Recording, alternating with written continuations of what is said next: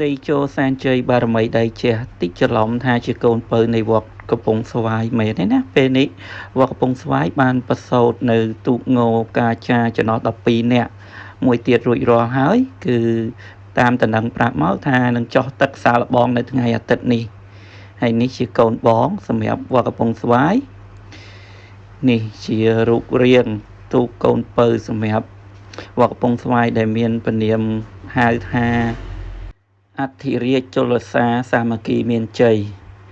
ដែលមានចំណោះ12នាក់ដូចគ្នាអញ្ចឹងវត្តកំពង់ស្វាយយើងមានទូកកាចារហូតទៅដល់3គ្រឿង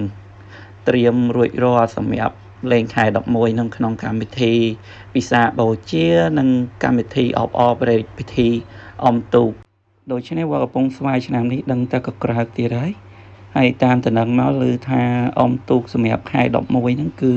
មានទូកចូលរួមគឺច្រើនខ្លាំងមែនទែនហើយសិតតែទូកល្អៗនិងសិតតែជើងខ្លាំង